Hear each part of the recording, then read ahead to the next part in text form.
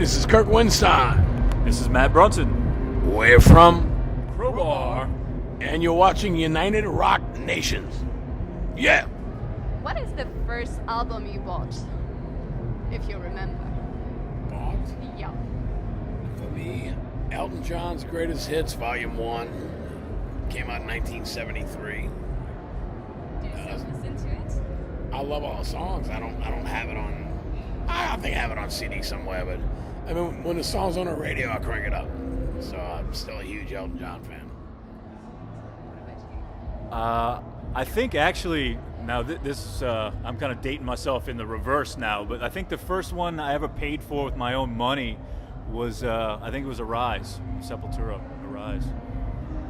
And same question, you still listen to it? Is it still something Absolutely. special? It's one of my favorite Sepultura records. Yeah. Well, my second question is about what album made you want to write music, if there is one. What album made you think, wow, I want to do that? For me, I'm 53, so I grew up at the perfect time, 10, 11, 12, 13, 14 years old for Kiss. So Kiss Alive 1 has always been probably my favorite album of all time, and that made me want to play guitar and want to write music and sing. For me, it was a little record called Vulgar Display of Power. That was the one. That was the one that made me want to play guitar, be in a band, everything. Now, which one defines you most as a person? Tough. Which one, either from, at first, any record, and then from the CROWBAR records? I still can't hear.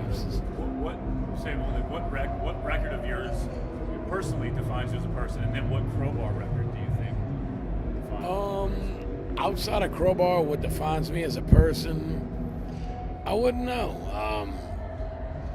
Be very, very difficult to choose that.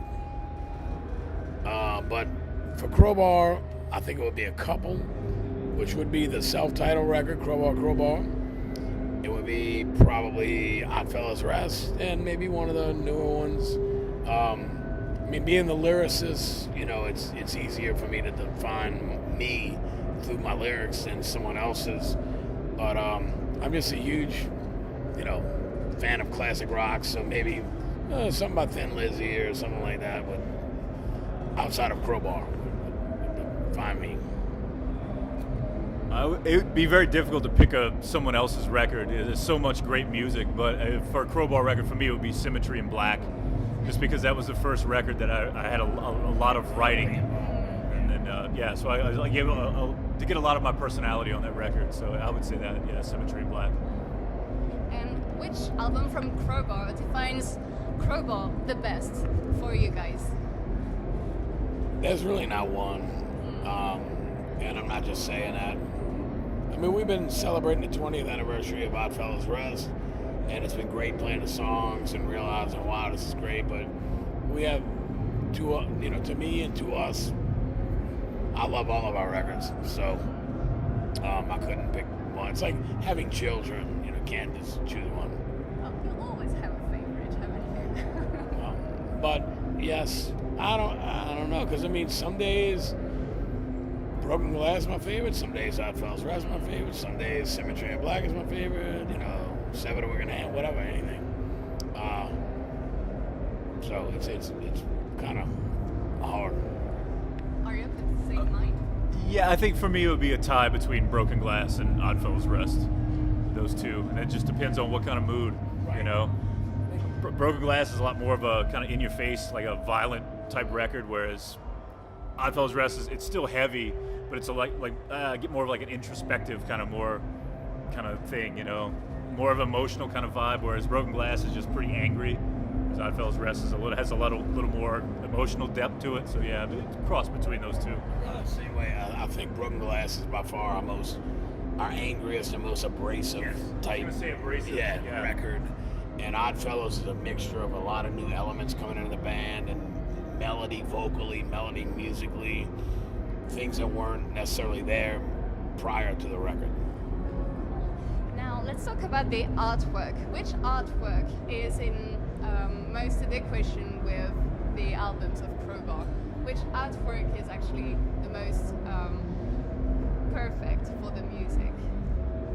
You know, I actually like The Serpent Only Lies. Yeah, Eleron Cantor did the artwork for The Serpent Only Lies, and when we got not the finished product yet, but he had still had some more work, and but when the initial thing he sent us, we were on a U.S. tour, and we both kind of rolled out of our bunks, and we're like, holy shit, did you see that? It was amazing. It's really a strong, probably the best artwork album wise that we've had. I would definitely love to work with him again. Oh yeah, he's amazing. We met him in Berlin. I think he lives in Berlin. He's an Israeli guy, but he's done. If you look at his track record, it's unbelievable how many records he's done. So we'd love to have him do the next one as well. Have you got any regrets from past albums or albums that you wish you had done differently? Regrets? Did you say? Yeah, if you could have done anything differently. I'm one of those, like Ace Frehley's book, No Regrets guys. You learn from your mistakes. It makes you wiser. It helps you grow. Sure, I would rather the production on the first two records be a lot better. But in general, it's not like, we were trying to be something we weren't. We were being true to our music, our attitude, our vision, our everything with all of the records at that. They're all just a moment in time. And that's what's so beautiful about music. When you're a fan of a band, it takes you back to a certain time in your life. That's why people have so many favorites that are, a lot of them that are older records. They're not necessarily a better record than some of the newer stuff.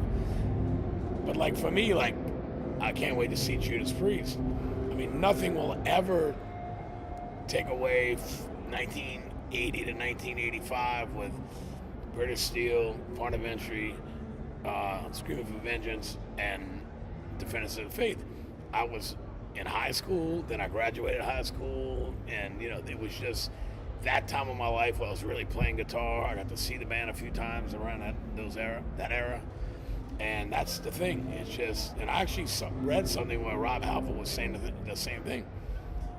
You can't take away the magic of the first time you hear a brilliant record like A Night at the Opera by Queen or something. It's like, oh my God, you can't, the first time you hear Eddie Van Halen, you can never take away my memory of the first time I heard Eruption. I thought it was like 2 or 3 people playing.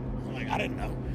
So, it really becomes like a moment in time that's frozen in time. It lasts forever. Is this your idea too? Yeah. Put it this way. As far as, I've only been involved in the last 3 records, but I can tell you, yeah, absolutely. No regrets, anything like that. It was a representation of where we were at the time, So, like I said, I could understand, some of the early records not being happy with the production, but that's just, that's something that's beyond the band's control. You get budget constraints, time constraints, those type of things. But as far as the music itself and the way it was executed, no regrets. And one last question: which album would you have loved to write?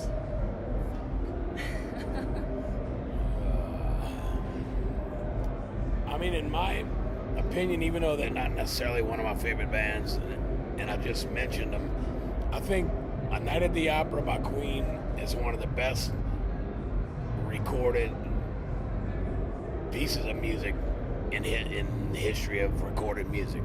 It's the vocals, the musicianship, the songs, the diversity from one song to the other, and all. It's one of my all-time favorite records.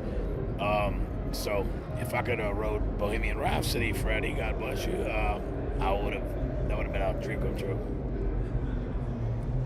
That's definitely a tough question. There's so many great bands and so many great albums out there.